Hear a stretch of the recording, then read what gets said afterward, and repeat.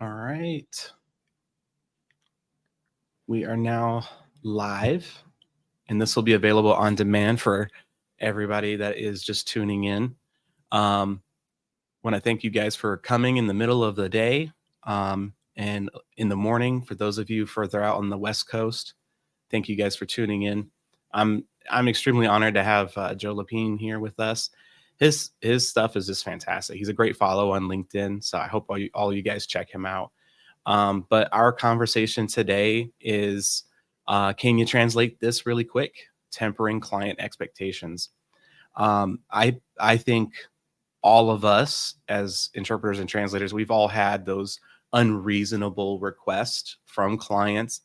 And then it kind of comes down to how do we navigate those things while still keeping them as a client, because you don't want to lose business necessarily. And being able to just say, educate them in a way where they still are your client, but also make your life a little bit easier. So just want to encourage you guys to any questions you can think of, pop them in the chat. We'll show them on the screen. We'll discuss it.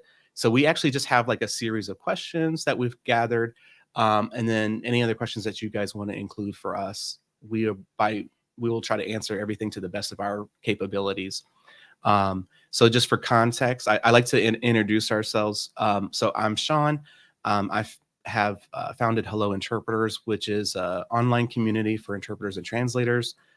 We've been producing webinars and conversations like these, articles, and we're really proud of is the community aspect, trying to bring people onto a safe place where we can all ask these kinds of questions, have these kind of frank discussions from real people, not from just random people on Reddit or Facebook groups, but and have a moderated place like that.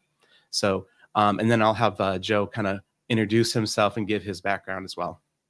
Yeah, well, thank you so much, Sean. Thank you for having me. It's such a privilege. You're kind of that cool guy that people just flock to in a crowd, like we met at the ATA conference. It's just like, this is the guy you want to be with, right? Because you're someone who just instantly makes people comfortable. You seem to have a gift for that, and you're always super insightful to talk to. So I'm super excited to get into this topic, especially because I'm a translator, you're an interpreter, so we have different things to share, and we can learn from each other. So I'm just so thrilled to be here.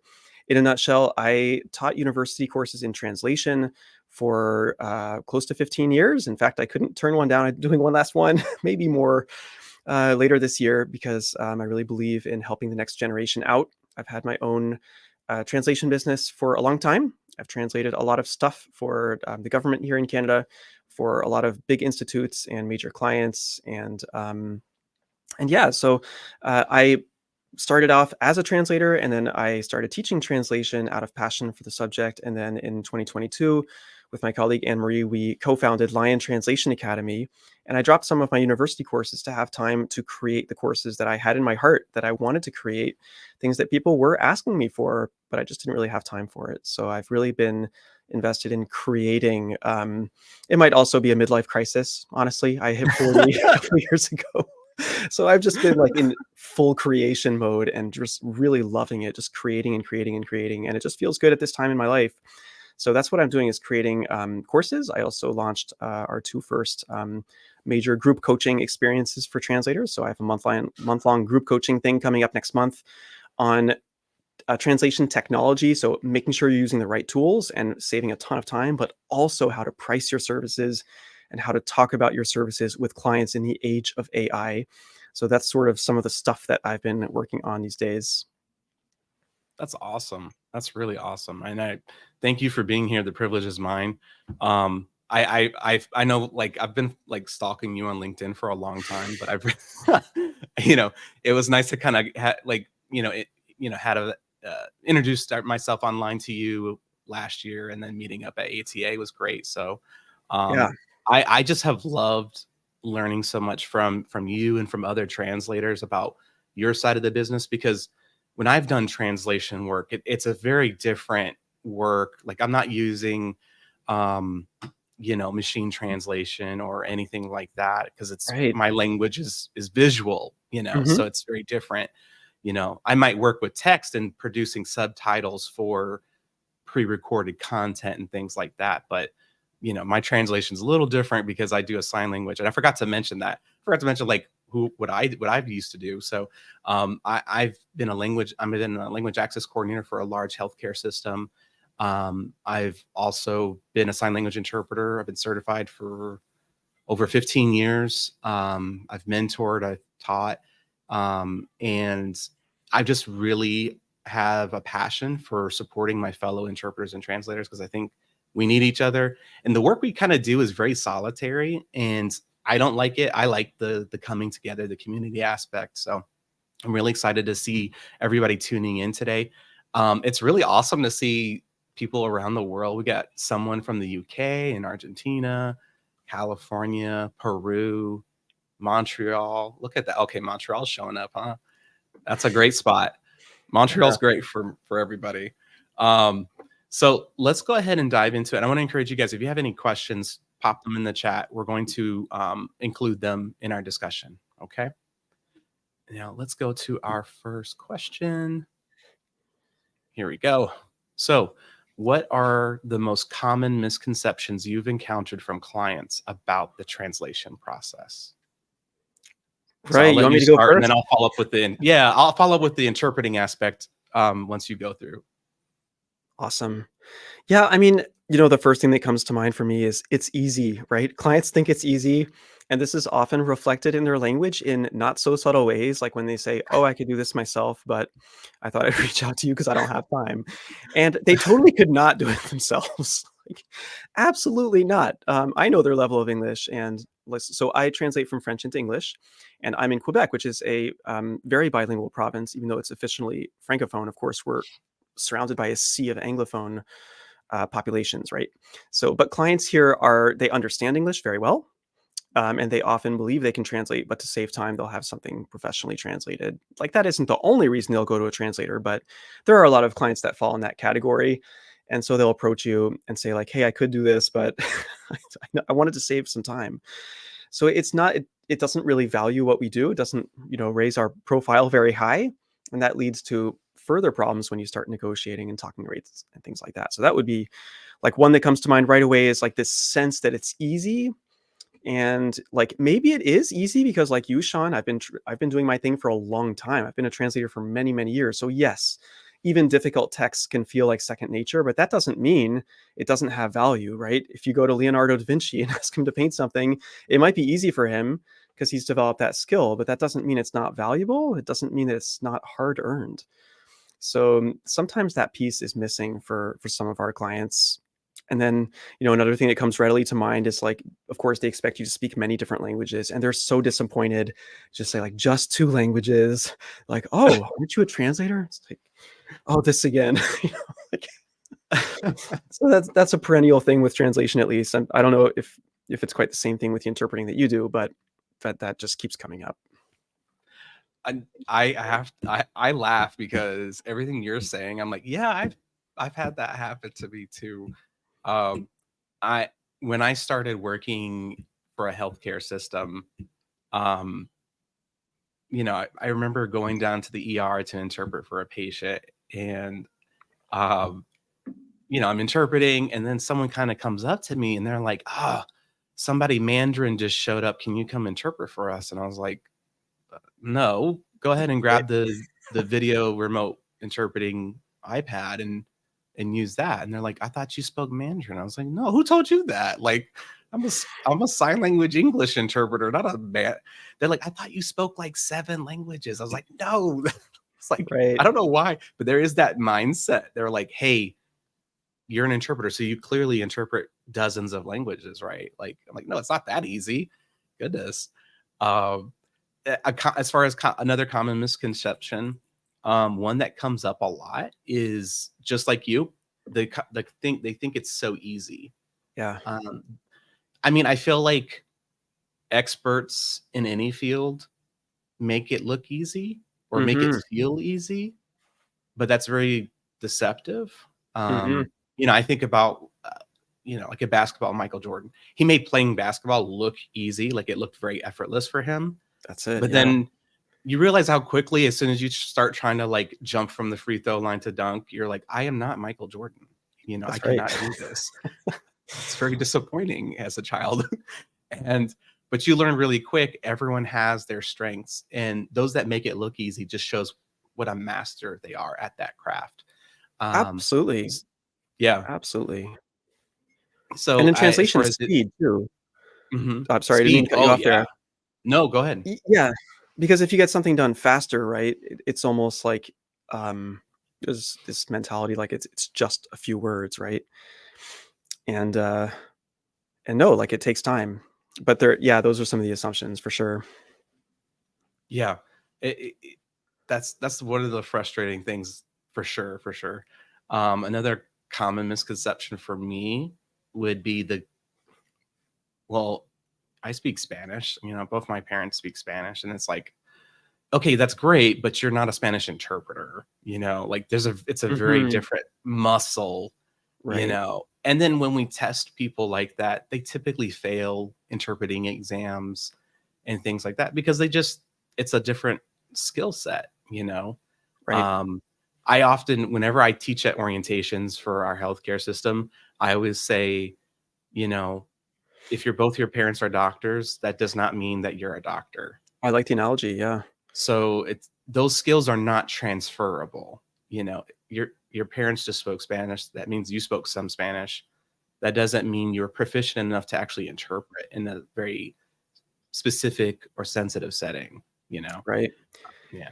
It's interesting, this reminds me of a story I read. I do a lot of business reading these days for the business courses I teach. I'm always looking for fresh and insightful ideas, and I think it was a negotiation book by Ken Blanchard or something, and he was talking about the story of the locksmith, and he says there's this locksmith who, when he started out his career, had to lug this huge toolkit with all these different things, and he'd have to really work hard to like open a door that got locked by accident, and the clients were like so thankful, right? But then the problem is when he got more experience and had very simple tools and would just show up and get it done, then they didn't want to pay. It's Oh man. like why would I pay for that? It's like the ultimate irony, right? The more skilled you get and the more quickly you are able to do something, the less it will look like hard work, and the less sometimes clients will realize how valuable it is. But we are not alone in this challenge. Like consultants have the same problems, like all consultants, right? And they have developed strategies to make sure that people understand the value they're getting. Or it's just like you want it, that's what it costs. But I think that in translation, sometimes that can be a little bit harder to pull off, unless you're very much in demand.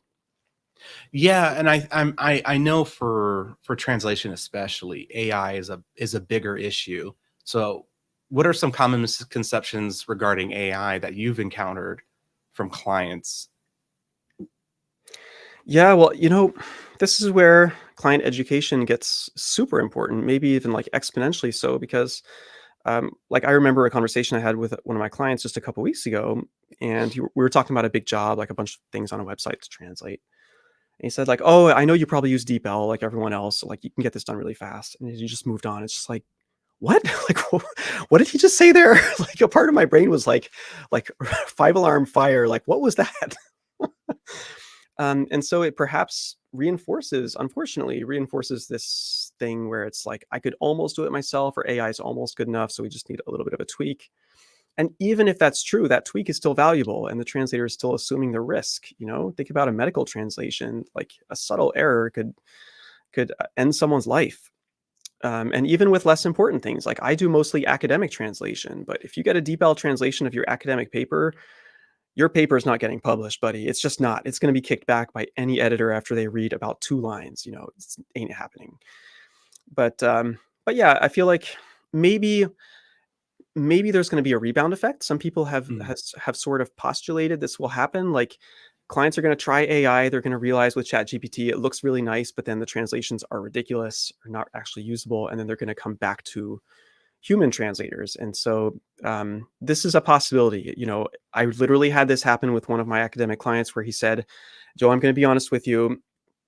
I told my graduate students to just use DeepL for a paper. So when they're speaking out loud at a conference and talking about their results and blah blah blah." And he said, I told my graduate students to just use DeepL because the AI is getting so good, and we did it, and we were utterly humiliated at the Oh, conference. And so he said, "I'm coming back to you, and the good news is that I have a whole bunch of articles for you."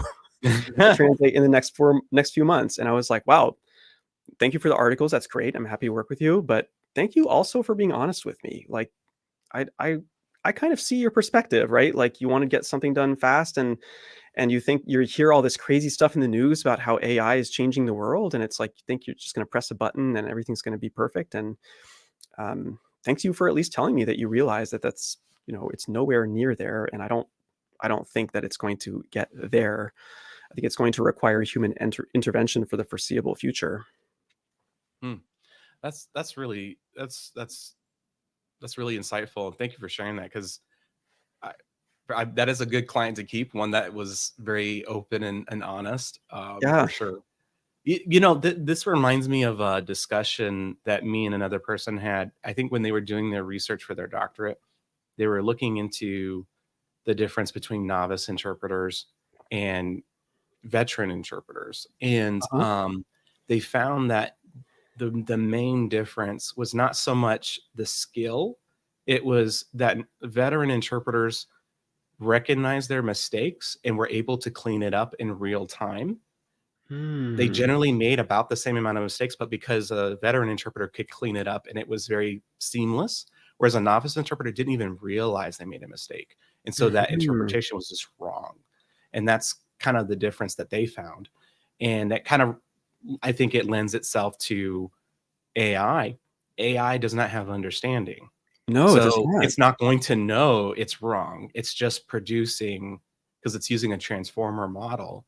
And I mean, it's very impressive. It does some translation, but it's not going to get the nuances or the cultural aspects um, accurately, I think, And I also, as a visual person, I think about the times where I would be working in construction, and um, I would see these guys with nail guns, they just go, bum, bum, bum. They do a room just like that, putting up all Yeah. these walls and all that. It's super quick.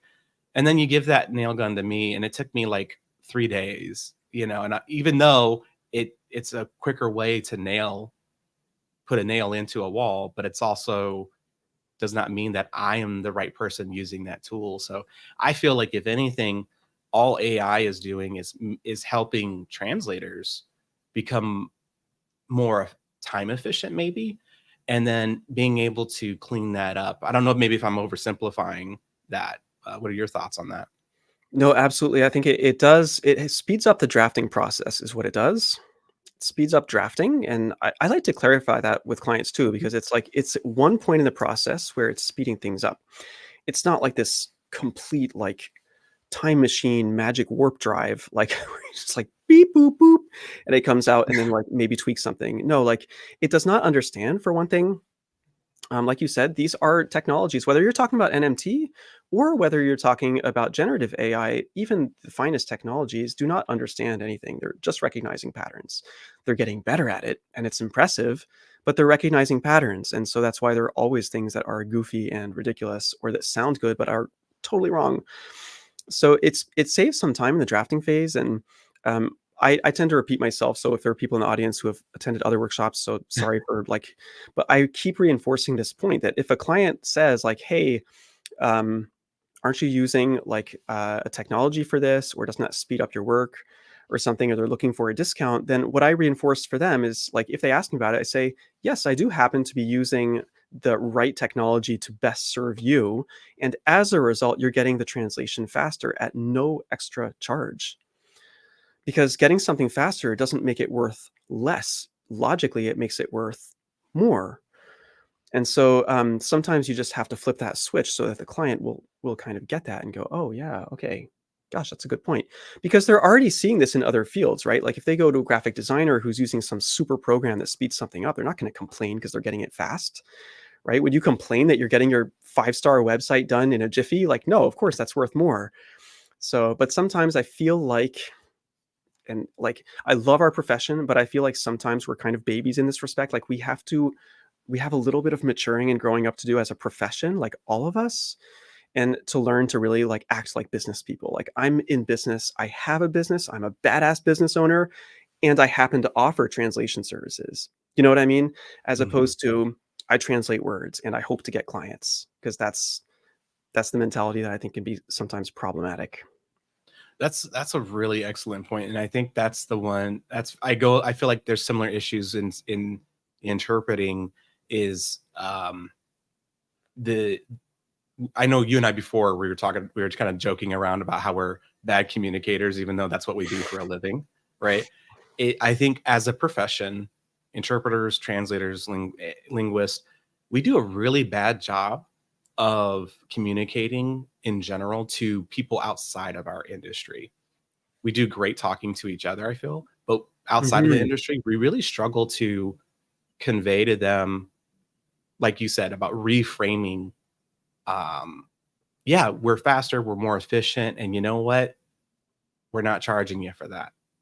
We're just Right. producing a really high quality content faster for you. And being able to reframe it that way is fantastic.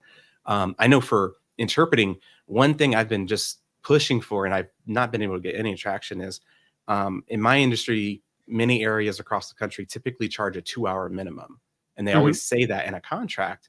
And Nice. I hate it because I'm like, no, don't call it a 2-hour minimum, because then they think we have to be there for a whole 2 hours. Oh, interesting, okay. But if a doctor's appointment is finished in 30 to 45 minutes, I don't need to stay Right, the whole 2 hours. But sometimes they want to treat you that way. Like, no, we paid for 2 hours. You're going to stay for 2 hours. And it's like, no, no, that's not how this works. right. And so I'm like, let's just change it and say it's a call out fee. When I pay my plumber I like to that, come take yeah. a look at a job, I'm paying them $300 to do an assessment, right? And then if I keep them for the job, they usually take that $300 off the entire job. Mhm, Right, but I have to pay for them to come out just to come out. They usually don't do free quotes, not in my area, because 'cause they're mhm. always in high demand. So they're like, "Hey, they're gonna come out." They don't tell me how long they're gonna be here or, um, what I can expect in an hour or 2. They're just like, "Hey, we're gonna come out, we're doing an assessment, and this is what it costs." And I'm like, "Great, I'll pay that." I feel like as interpreters, that's what we need to do. Once we find out how long an appointment should be as an interpreter, then we should say, hey, okay, my call out fee for this would be, $200 or something like that. And just kind of include any travel, things like that, include it all up front. Don't try to nickel and dime your clients, because I find they don't like that. And I know I don't like that because I used to own an interpreting agency myself. And um I didn't quite like that myself either. So makes things simple when you just have it wrapped up, framed nicely for them, and they could just take that and go with it. Right on, and, it's not like our clients have never seen this kind of service before. Like, if you ask for a house call from your IT guy, you think they're gonna come out for free? Like, charge you $1? No, of course they're gonna charge for, Yeah. the fact that they're going over, right? Like, so I feel like sometimes we hesitate to start setting conditions. Hesitate to have formal contracts. We hesitate to start setting boundaries.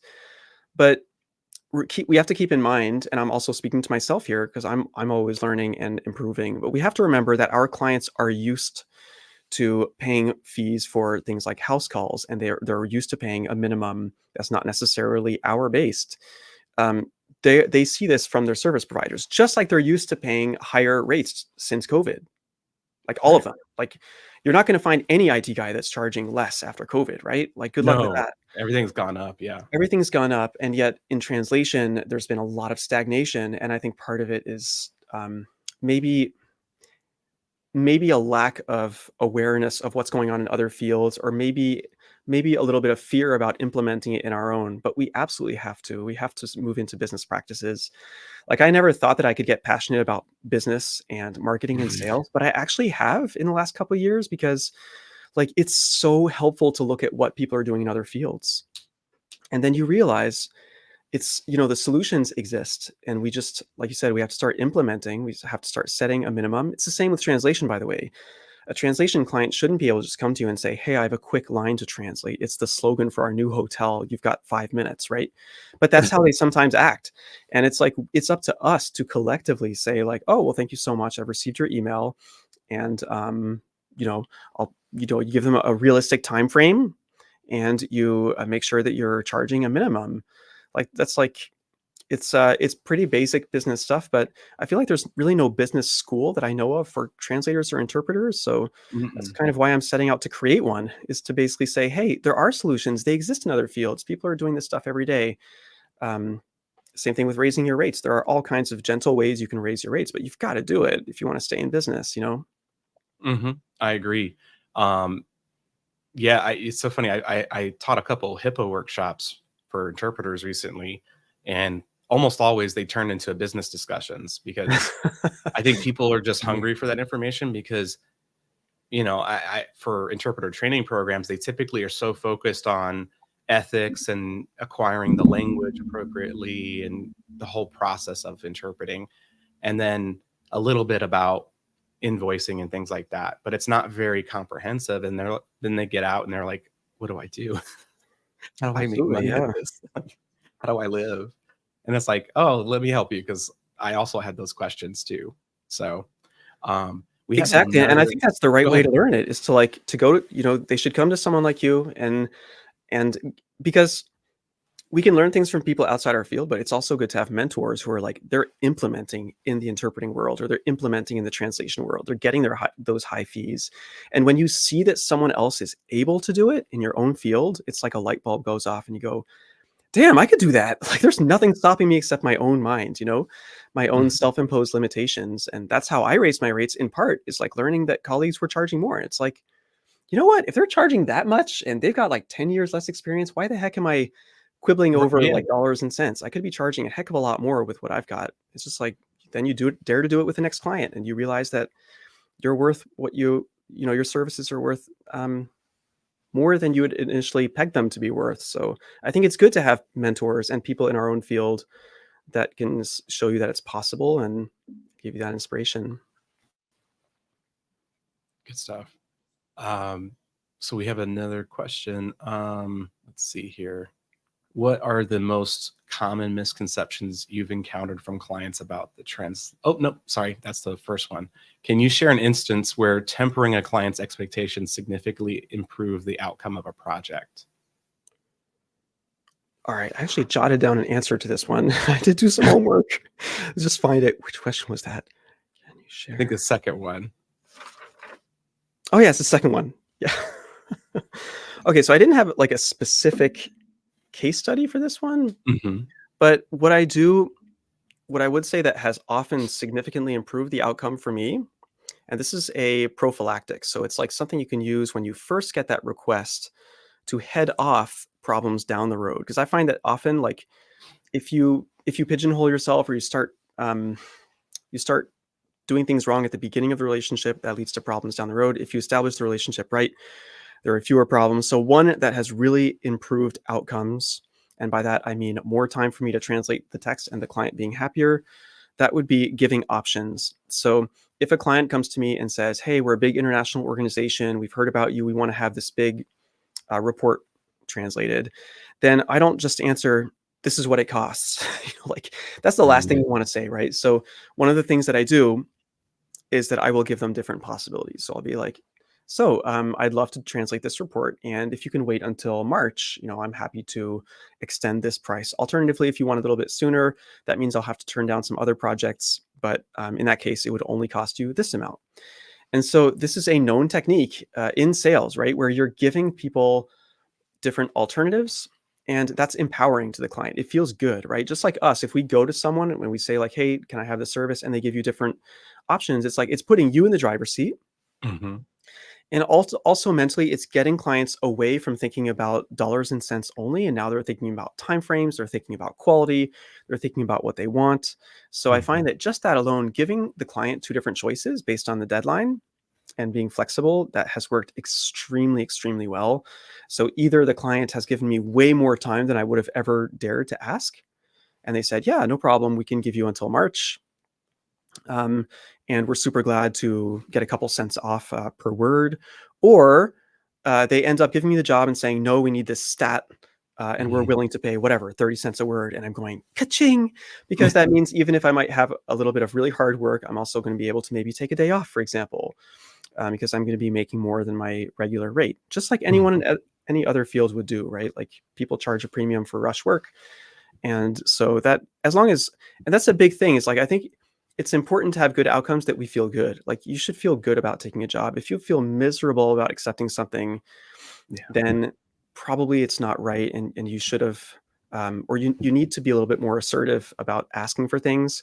Again, I think that I'm a pretty mild mannered guy and I do things pretty gently with my clients and giving them different possibilities, different alternatives for their job. Like it's a very, very easy, very low stress way to approach clients. And it has led to either making a lot more than I would have gotten or getting a lot more time. So it's just a very, very, very easy way to do it. That's the kind of strategy that I like. I like simple stuff that works. Thank you. That's really good stuff. Um, yeah, I'm just trying to think in my field how that helps. I will say sometimes you get pushback on your rates. They want to be like, hey, I have a conference and here's what we're looking for. Uh huh. And they almost want to be like, hey, this is what we're paying. And Okay.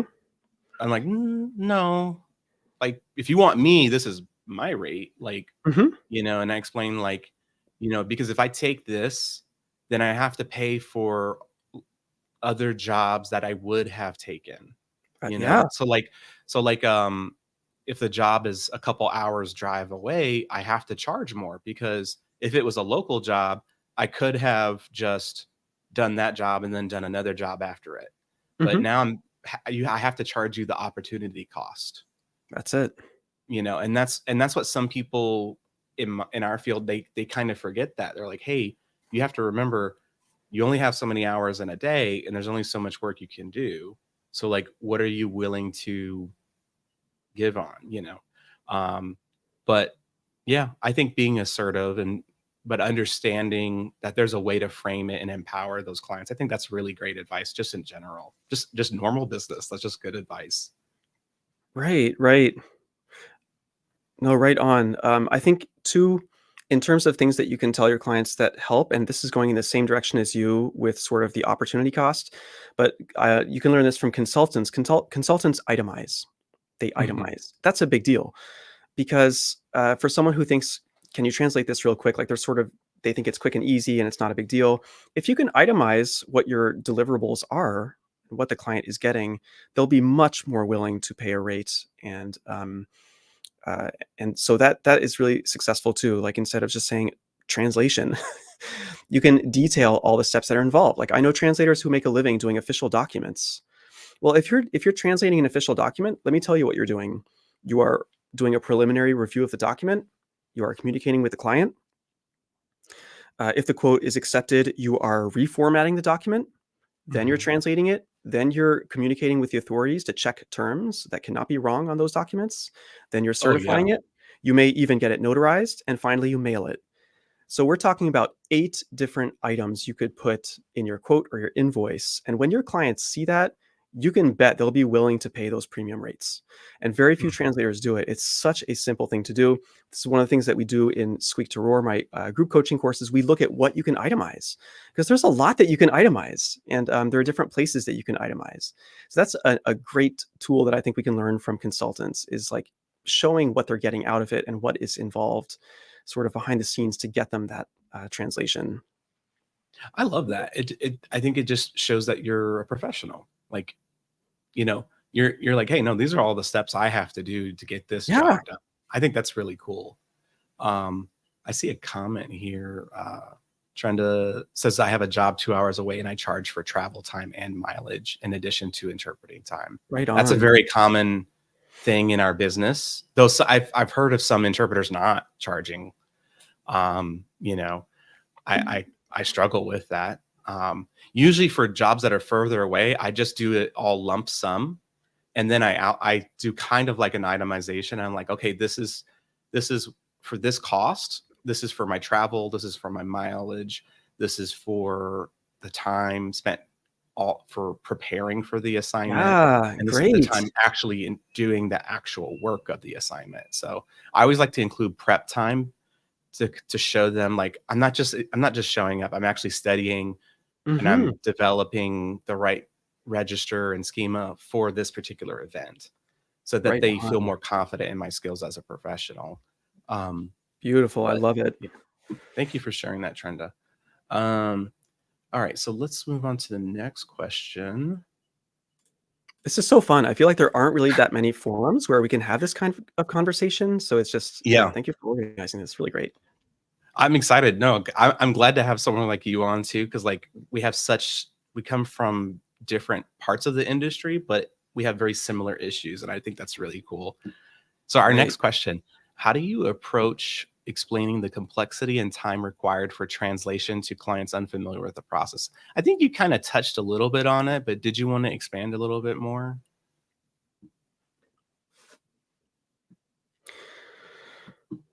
Um, there are a lot of techniques that I use for this. Maybe I could just share one really simple one. Here's a good one. So, well, just to like zoom in on one little business aspect that I really feel like I have down pat now that I really struggled with when I was starting out. So let's take the rush rate. So your client sends you something at 4:59 p.m. and wants it next day, right? Or they're asking for a huge job for next week, which will inevitably mean weekends work.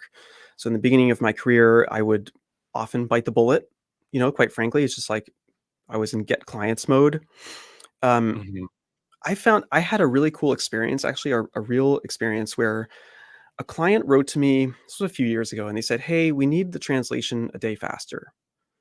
And I looked at my schedule, and I'm like, "Okay, if it's 1 day faster, what percentage is that?" It was like 15% faster. So without thinking too much, I just answered immediately, and I said, "Sure, I can do it a day faster, and it'll cost so I can do it 15% faster, and that will cost you 15% extra." And the Mhm. client accepted almost immediately. And ever since, that's become my go-to. So if they want it twice as fast, okay, no problem. That'll be 50% more. Like you want it 50% faster that's 50% surcharge. And so the great thing about this technique is that it's simple. And also there's something about that alignment where they're like, okay, I am asking to get this, let's say 30% faster. It makes total sense that they would charge 30% more, right? Like this is a human who has time constraints and a family, perhaps. So that has gone over so well with clients. They will typically accept it. Either that or they'll just say, you know, we'll give you an extra day or something because they don't want to pay the premium, which is also a win for me. So That's that, really good stuff there. Wow. yeah, I call it my 15-15 rule that you want it 15% faster, you got to pay 15% more. You can use it with any percentage. And it's actually shocked me how well that has worked. It's not something I read in a book. I just like, without thinking too much, just like, you want it 15% faster, you pay 15% more, right? Like, that's got to make some kind of sense, and it's just gone over really well. That's really interesting. I think as a society, we've become far more used to instant gratification, and I find people are willing to pay more. Yeah, Um, like shipping, Amazon Prime has ruined a lot of people, so they're like, if it's not 2 days or less, I'm not dealing with it, you right, know? right. Some people get it the same day even, and I'm like, "Wow, that's crazy." But, but I think all it does is like, okay, that's an opportunity for us to, all right, I'll push some things off to the side and I'll be able to charge you a little bit more if you want it that much sooner. Um, what would you do? What if you couldn't actually produce it that quickly? What would you say to that? If I can't produce it that quickly, well, I'll simply say that the time constraint is too great. That's you know I can't do it for tomorrow. It's just not possible. Mhm. In some cases, I'll try to be helpful, provide the names of other translators they can go to. I think it always reflects well on you if you refer other people who are well qualified. I agree. But there's a limit to that, right? Because you don't want to condition clients like you can do this. You can just go to translators and get things done at the last second. So it's Yeah. sort of a judgment call there. I remember I was translating for a municipality and I was doing this job with another translator, and we sort of like behind the scenes we just talked about it, like, hey, what are you cool with? Like if they call again on a Saturday and they want like an emergency, like um boil your water notice translated the next day, like what are we doing? And then we kind of decided together, like, here's what I'm willing to do, here's what I'm willing to do, and then just kind of worked it out, and then simply made our position clear to our common client. And that's a big part of it, I think. It's like we forget that we can set boundaries, and Yeah. sometimes we're afraid that we'll lose the client. But like, think about it for a second. If your client is happy with your services, then inertia will set in. Like, you might do business with a dentist, that's not great, but once you're working with them and you know where they're located and how everything works, it takes inertia to overcome that and go to a completely new dentist. So once clients are used to working with you, especially if they're happy with your service, like, they're not gonna just start overnight looking for someone different because you said no one time or you set some boundaries, right? Like, it takes more than that to lose a client if there's a relationship at all of any kind. Like, even That's like my local, like the guy that clears our driveway in the winter. Like, I'm sure there's someone in the city that costs less, but I'm not going to start like haggling for pennies. Like, they live close by. I know where to go and bring my check every year. And like, why would I ruin a good thing? So it's like inertia sets in. If you're doing a good job remotely, your client's not going to dump you because you dare to set one boundary or say like, I'm sorry, I'm not working on a Sunday. So sometimes we have to dare to set some boundaries with clients. good stuff. I appreciate that. Let's see. There's another question.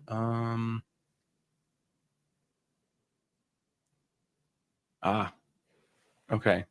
So here's our question. In your experience, what are some effective ways to educate clients about the importance of context and translation? I'm very curious what your answer to this would be. Which number was this? Am I going back Number to my four. Number number four. 4? Okay, I keep looking at, like, question 27. Okay. Um, okay, how do you educate clients about context? Well, for me, I mean, this is pretty simple for translation, at least. It's really about asking questions. So when you ask Mhm. questions, then clients realize everything that comes into play with the translation. So when you say like, "Hey, did you mean this or that?" Or is there a possibility this will be misunderstood? Should we maybe think about removing this section? Then it really gets them thinking like, okay, yeah, there are a lot of factors involved in translating this text. So I think that just by asking questions, and there is an art and a science to doing it, but step one is like definitely ask questions. Don't be afraid to. Don't think that it's going to make you look like a bad translator if you ask questions. I think we Mhm. should look at the opposite way. Like, they're going to be reassured if you're asking questions because it means you cared enough to ask. But That's I'm a good curious, point. yeah. How, This comes up a lot in interpreting, and it's very funny because a lot of agencies or language service companies, they almost frown upon being asked questions. So like mhm, as a freelance interpreter, you might be like, could you give me a little more context about this? It says doctor's appointment. Like, is it a primary care? Is it is it in like is it an OBGYN, or like, or are they going to an endocrinologist? What's the situation like? Because right, the vocabulary I have to develop and make sure I get a hold of is different for each one. Um, and if it's a primary care, if what if it's a first time appointment? Those tend to be longer than the average, follow-up appointment. Like, it's not just, hey, let's get you some refills. It's, let's go through your entire health history and all that. And that can be quite lengthy. right, Um, so I know some companies kind of frown upon it, and they almost like, well, I'm just going to find somebody else, like they don't even want to do the work, and that could be quite frustrating. But I always try to encourage interpreters to just keep asking those questions, because ideally the agency or whoever receives that request initially, they would already have been asking those questions. right. Um, and then me, as somebody who also pays for interpreting services, I I sometimes I tell them like, "Hey, I'm sorry, they just walked into the ER. We have no idea what's going on." So, Mhm, as somebody who's comfortable kind of doing a wide range of interpreting, I'll take it. That kind of thing. right. So, um, yeah, that's what's kind of going on on our side of the industry there. I think it sounds like a battle that's worth fighting, asking those questions because, um, it's perfectly clear to me. Of course, it may not always be clear to clients right out the gate, but obviously, if you don't have the answers, then you're not going to be able to get them the outcome they want and do the 5-star job you want to do.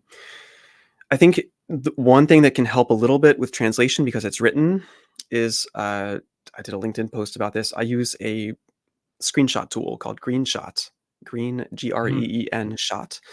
And so when I'm working in a document, instead of like like you want to basically the idea here is to reduce friction when you ask questions, because if it sounds like a long overwhelming thing, your client might just be like, why would I answer a whole pile of questions? I've got other things to do. So directly in the body of the email, I'll give a screenshot. And with Screenshot, I can actually already add arrows and little text boxes, and it takes Oh, like no nice. time at all. It's a great little program that's totally free. And so because of that, they're able to just answer in the email. Look at the screenshot, like, oh, I meant this.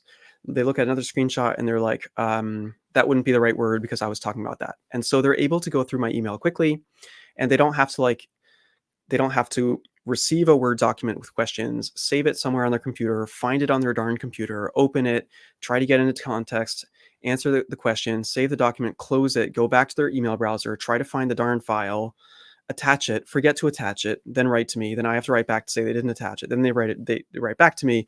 Like, Yeah. that's happened to me so many times. So after a while, it was like, there's got to be a simpler way. So, but this is, I think we can also expand out and see this as a more general business principle. And other fields maybe have a leg up on us in this respect. Like, any place you can reduce friction Mm. with your client, that is a huge opportunity. Like, another good example of reducing friction is one-click pay. If there is Oh, any way yeah. you can let people pay in one click, you're going to get more business, because people like being able to pay in one click, not have to go and fish out their credit card and this and that and go find that little number on the back. Like, and if you start looking in your business, you'll actually find lots of places where you can reduce friction. So that's, I think it's a good general principle to try to find, like, where are some friction points in my business that might be annoying for clients, and can I find some way to make it simpler or easier for them? And they will absolutely love you for it. That's really good advice. I agree. The easier you make it for your client, the better. I agree. That's what I like to do too. Is use something like QuickBooks or FreshBook. There's plenty of invoicing tools. You send it Hmm. to them, they could just click it right in the email and just pay right away, and it just saves time. Right I on. actually knew another interpreter, just on a random business tip, is they would actually include discounts if they paid sooner. So they Nice. might give them like a net 30, but then if Mhm. they paid within 7 days, they gave them like a 10% discount. So it really incentivized the clients to pay quicker. And I thought Great that was idea. great because sometimes we have to kind of bug our clients to pay us, in a Mhm. more timely manner. So that was a tip I thought was useful. It's brilliant. Yeah, I love that. All right, let's see. There's another one that I wanted to share. We have about a little over 10 minutes left.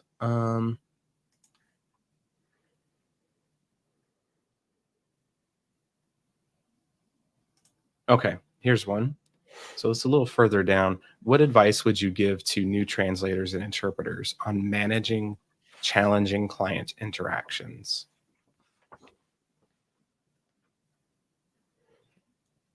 Yeah, that's a great question, and it's so central to the courses that I'm currently teaching. So, like, there are a lot of techniques in terms of client interactions. Like, I have an actual discovery call script as part of my Oh, courses. So it's nice. like I walk through a process with my clients. I don't just give them a price and walk away and hope they take it. But, like, I think for our purposes, maybe the most helpful tip I could give you, because it's been so transformative for me and also for some of my coaching clients, is like, if we are looking at one part of the interaction, which is the sale, like getting the client and establishing the relationship, I think one of the best ways to sell yourself is to sell yourself to you before you even try selling yourself to other people, because you have to believe that your service is quality and that it's worth it. And so, if you want to have great client interactions, it's a good starting point to be confident in your own ability, because your client will sense that. They will be more comfortable speaking to you, and they will be more willing to pay whatever rate you feel you need to charge to make a good living. Because keep in mind, there's a lot of stuff you could be doing outside of translation and interpreting that's probably a lot easier and would make a lot more money. So Yeah. if you're in this field, it's probably because you love it, like me and Sean. And in that case, I think yeah, if you're in it, you've got to charge a healthy rate, and to charge a healthy rate, you've got to believe in yourself. It's so important, like, because feel people will feel it. They'll feel it in your emails. They'll feel it when they talk to you on Zoom. So you have to sell yourself to you first and believe that you're worth that premium rate to make a good living. I think that's a really important point.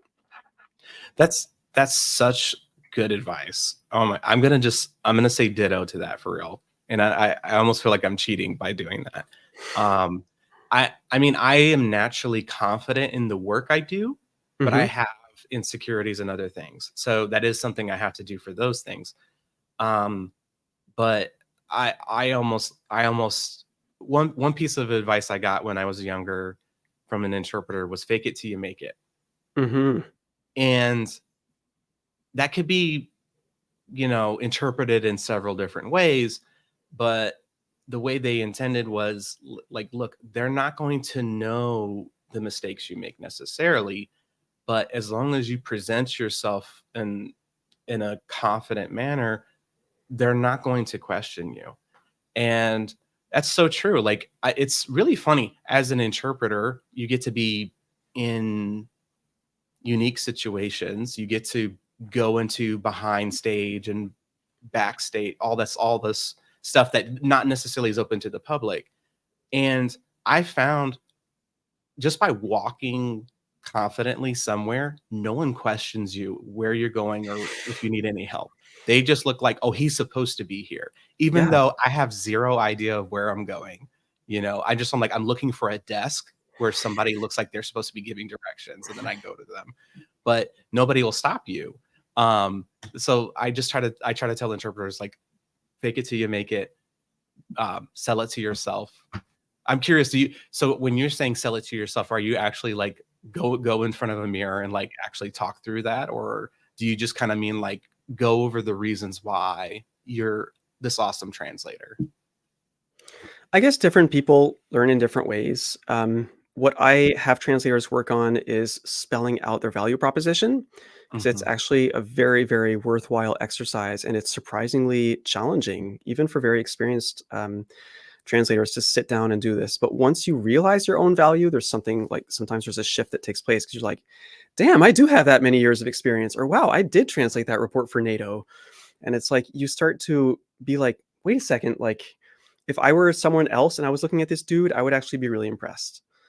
And that moment can be really, really powerful. So that's mostly how I work, is like in terms of literally taking some time. I'm big on journaling, Mhm. journaling about your unique value proposition and your unique selling proposition. It's two different things. And it can really help to have a coach for this because it can be hard to do alone sometimes. But once you're clear on your own value, it becomes much easier to stand tall. It's just like, yeah, you know what? I've earned some cred. And sometimes even translators will tell me, but what if I don't have that credibility yet?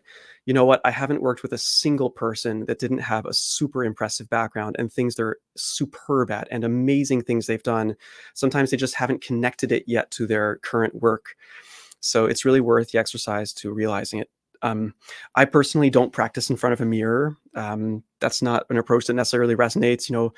I think I tried like Tony Robbins affirmations in like the Mhm. 90s, and like because I didn't believe it, it was just like, no, it's did not work for me. Didn't believe the affirmations, like forget this guy. But something about taking the time to journal. I'm big on journaling and Mhm. getting genuine insights. That's been really helpful in terms of being like, yeah, I'm there. I'm allowed That's to walk in like I own the place if I want to. exactly. It's funny you talk about journaling. I journal as well, and I found it very helpful for me. Um, because I can be quite chaotic in my head, and I'm like, okay, I'm lost. Where am I going? It's like Mhm. it kind of helps ground me. Um, yeah, good stuff. Good stuff. Let's see. We have a few minutes left, and let's see. Um, this is a good one. What are some common pitfalls in client communication, and how can they be avoided? So that's a little further down. Right. Well, if you ask me, the biggest pitfall is not communicating, probably. Like, and I have been guilty of that before, where a client sends you like this massive translation and you work on it for like a month, and then you realize it's due like in another month, and you should send them an email to give them an update, but you've only translated like 30 pages, and you're like, good Lord, I have like Oh 90 yeah. pages to go.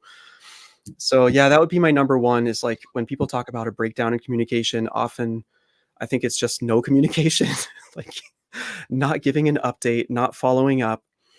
So yeah, I think Giving status updates, super reassuring to people. I'm not sure how that plays out in interpreting though, because you're not like delivering a document. So I'm curious, is there like a No. parallel?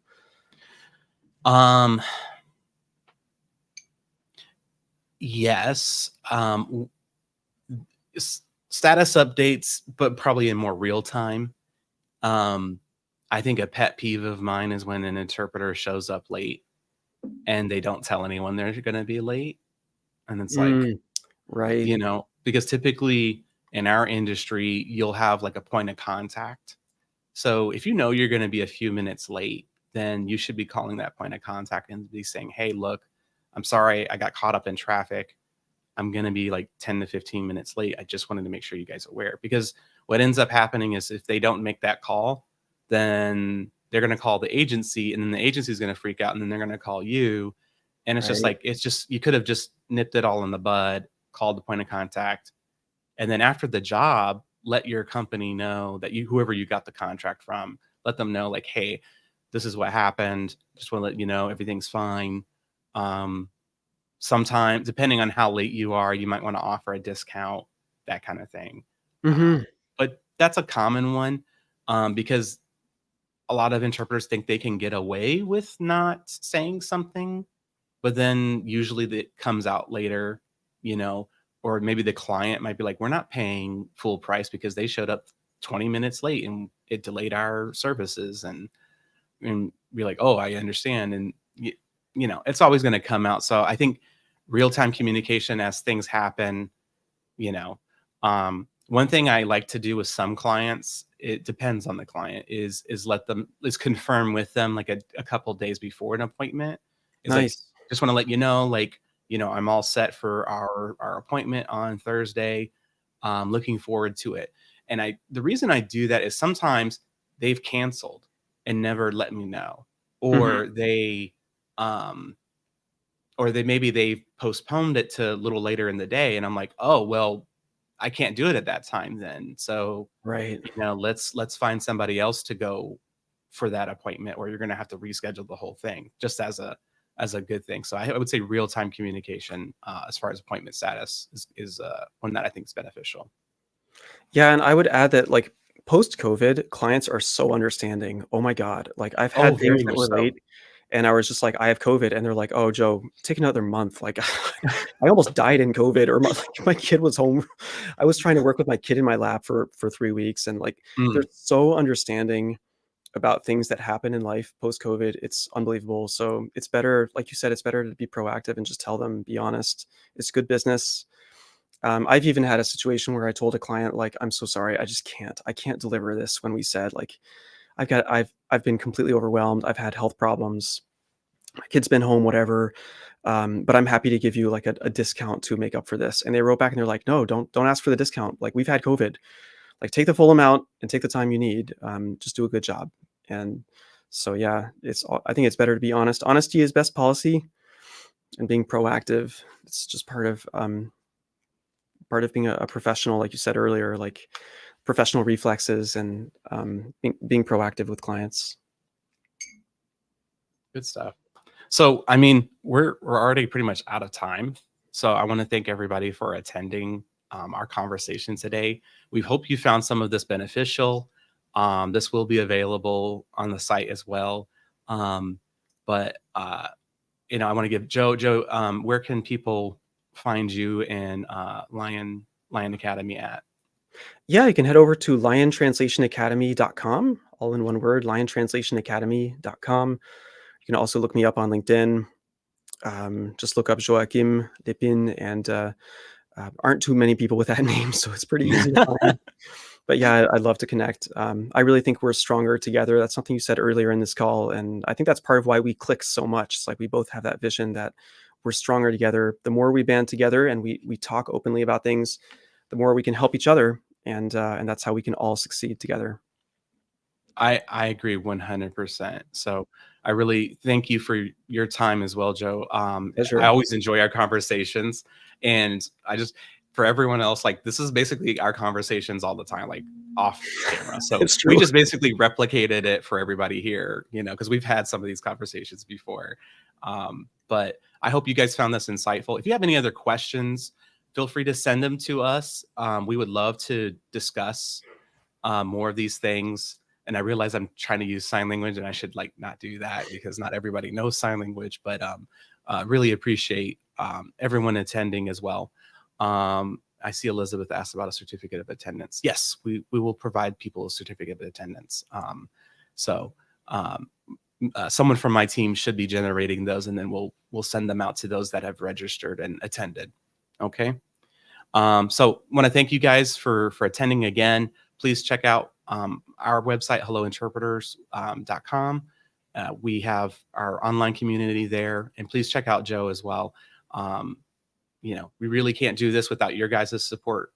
And we feel like, you know, the service that we're providing for you guys will only just help each other, helps the industry, but also provides our clients just even better service. So again, thank you guys for your time, and we hope you guys have a great one. Thank you, Sean. Take care. Bye, guys.